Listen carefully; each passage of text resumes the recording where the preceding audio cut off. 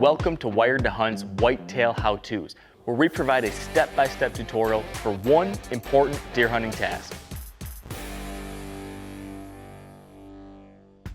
I want to talk about something that I pay a lot of attention to throughout the fall as I'm traveling to whitetail hunt, and that's where am I going to camp? This seems simple, but where you camp is really important. It changes the entire logistics of your hunt. It changes how you eat, how much you can sleep, how far you have to drive when you get up in the morning to go hunt. And so it's an important decision to make. It's not as simple as it sounds. There's a couple different things you really want to think about. And the first and the most obvious is like, where can you camp? If I have that option to camp right on the land I'm going to hunt, I'm going to take that every single time. I don't care if there's not any facilities or amenities there. If I can be on top of the ground that I'm going to walk out to hunt, that's important. It gets really important when you travel with a couple of buddies and maybe you've only got one vehicle, and so maybe you can walk out and hunt that ground and your buddy can take the truck and go down the road and hunt the next WMA or the next parking area or whatever. It just makes it a lot easier. You're also not driving to and from the place that you have to hunt. And I know that doesn't seem like a big deal, but maybe you got to get up 15, 20, 30 minutes earlier to drive from the campsite to where you want to hunt. That sucks. I'd rather just be right there. So I always look at that first.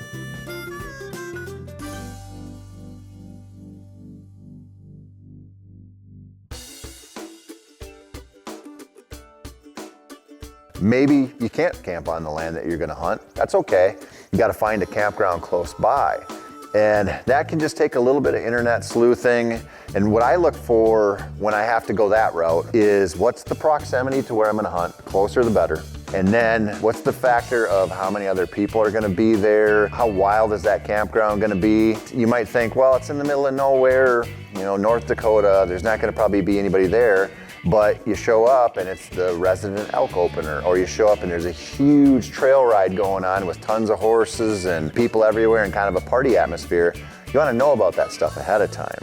And so you want to find out as much as you can about that campground before you go there, not only so you can make a reservation if you need to, but also just so you know, okay, maybe this isn't the best spot for me. Maybe even though it looks nice and it has a shower and it's only $9 a night and I have an electrical hookup, it's gonna be a zoo and there's gonna be people partying all night long. You might not wanna be there.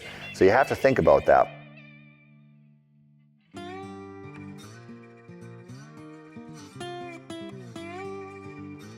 And the other thing you have to think about is, what do you need? Are you the kind of person who needs a porta potty or a restroom or something like that? Do you need a shower? Do you need water? Do you need electricity? What do you need to be happy for your hunt? You got to factor that in as well.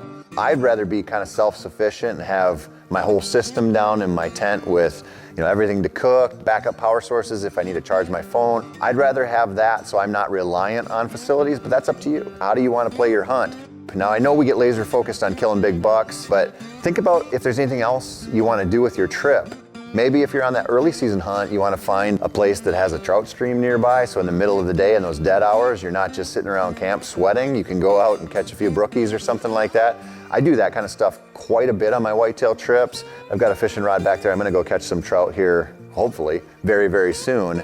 And I'm camping close to this trout stream for that reason, partially, because I want to enjoy this trip. Sometimes it might mean a little bit of a dove hunt in the middle of the day or a small game hunt or something like that. If there's something else you'd like to do on that trip because you're not going to do dark to dark sits for rut bucks, what else does that area offer? What else does the campground offer? Think about that. That can make your trip way better and way more fun. But all of this stuff should be figured out way ahead of time. This is a part of the research, and we talk a lot about e-scouting and how important it is to find big bucks, but where you're gonna camp, where you're gonna stay, what does that look like as far as your drive times and your proximity to where you're hunting? All of that stuff should be factored in too, because it's really gonna affect your hunts. And the more of those things you take care of ahead of time, the better your trip will be. If you want more whitetail hunting advice, please listen to the Wired to Hunt podcast and the Wired to Hunt Foundation's podcast, and we'll give you everything you needed to hear about deer.